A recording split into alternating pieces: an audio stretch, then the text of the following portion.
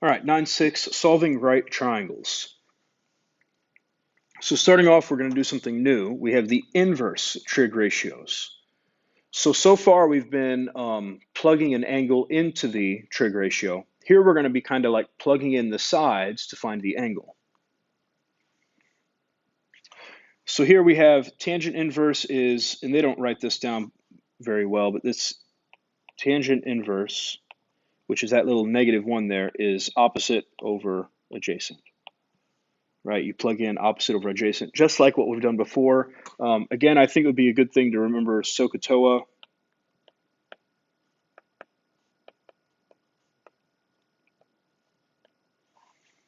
It would be a good thing to remember that. Let's move down to example 25. Let angles A, B, and C be acute angles. Find the measure of each angle if sine of A is 0.68. So what this has happened here is there's some triangle that somebody was messing with, and they took sine is opposite over hypotenuse. They took the opposite and the hypotenuse and they divided it and they got a decimal. And this is the decimal that they got. Okay. Now we want to find the angle that they were looking at, like from the perspective of, right? So there's some triangle here. Here's A, or here we'll say this is A. And here's my opposite, and here's my hypotenuse. And they took whatever those side lengths were, they divided them, they got 0.68, and they want to find what was the actual measure of A. We can use sine inverse, and this time it's going to be sine inverse of 0.68 equals A. So we type that in our calculator, and on almost all calculators, the sine inverse button is going to be hidden underneath the sine button. So you press the second button and then sine, and on your calculator it should say sine with a little -1 there, and I'm going to put 0.68 in there, and I got, what is this, 42.84. So that's telling me this angle here is 42.84 degrees. Next up, tangent of B. So we're going to use tangent this time. And I want to kind of show you what we're doing. We skipped a step in here, and I want to show you that step. What we're doing here is we can do the same thing to the left and the right side of an equation, right? We can add something to the both sides. We can multiply. We can square them.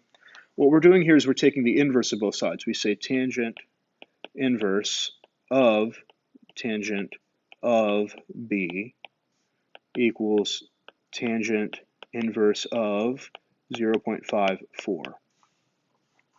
Okay, and this is a step that we skipped out on. But right here, this says we have B inside. It says take the tangent, and then tangent inverse says undo the tangent. So the tangent and the tangent and the tangent inverse kind of undo each other, and these two just go away, and we're left with B.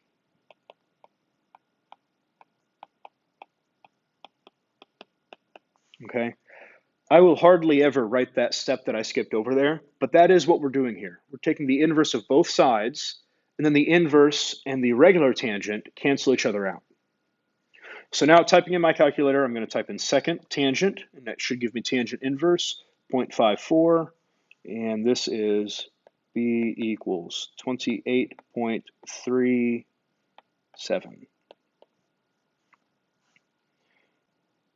Lastly, I'm going to say C equals cosine inverse of 0.82.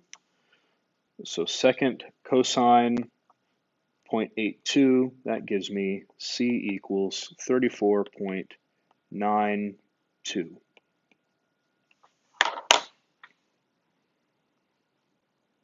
All right.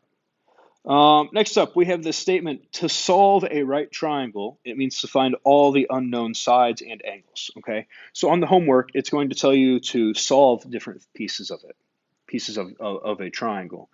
To solve means to find everything that you can. So whenever you're done, you should have 3 angles and 3 side lengths.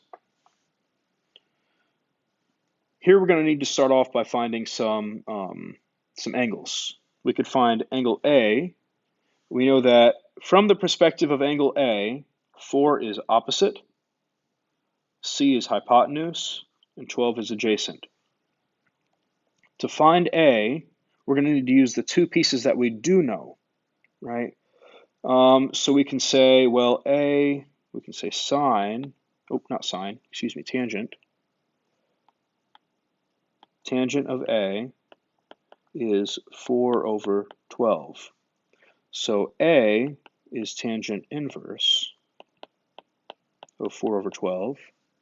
Tangent inverse of 4 divided by 12 is 18.4, we'll just leave it as 4.3.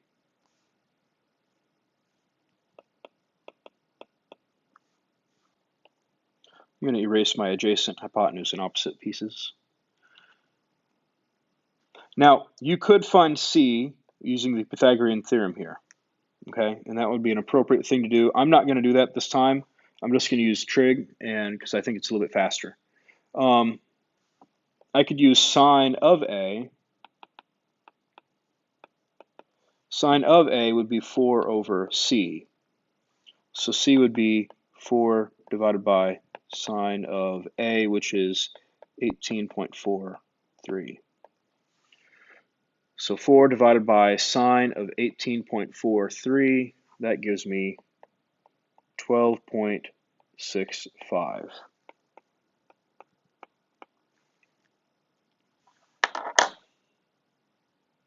All right. Now we need to look at the other two angles, right? We have our three sides. We have one of the angles. To find this other angle, well, we know that A and B are complementary. They add up to be 90. So this is going to be 90 minus 18.43. So if I type that in my calculator, it's going to be 90 minus 18.43. That's going to be 71.57. So I'm going to write all this kind of nicely. We know that C equals 12.65. Measure of angle A is 18.43.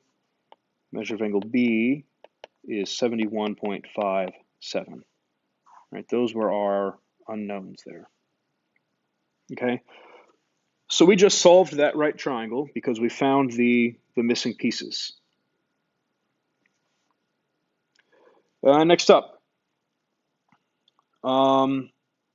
we have this missing piece here, we'll call it X, and this missing piece here, we'll call it Y.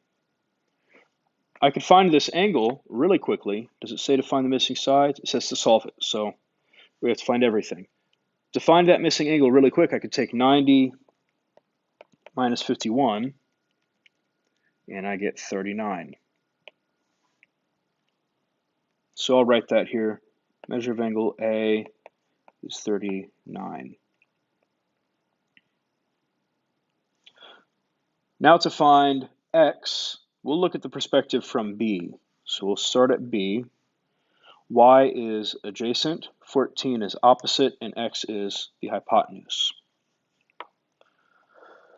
If I want to find my hypotenuse, I'll use my opposite. So opposite and hypotenuse would be sine. So I'll say, well, sine of 51 is 14 over X.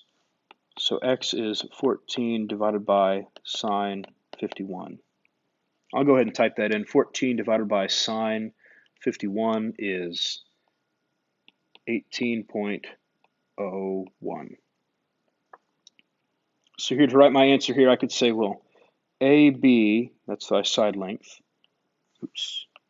AB is equal to X is equal to 18.01. To find our Y, we're going to use adjacent and opposite, so that'll be tangent. Tan of 51 would be 14 over Y, opposite over adjacent. So Y is 14 over tangent of 51. So 14 divided by tangent 51 gives me 11.34. So I can say that, what is that, BC is Y is 11.34.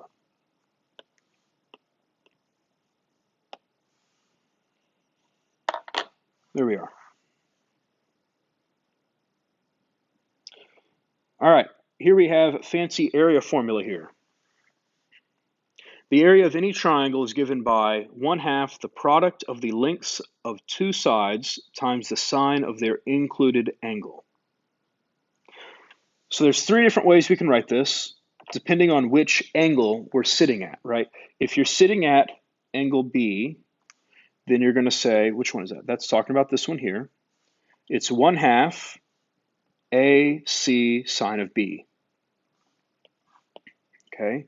If you're sitting at angle A, then it's going to be, that's talking about this one over here, 1/2 times CB, or they wrote it BC, sine of A. Okay. All right, so looking at this problem, example 28, find the area of the triangle.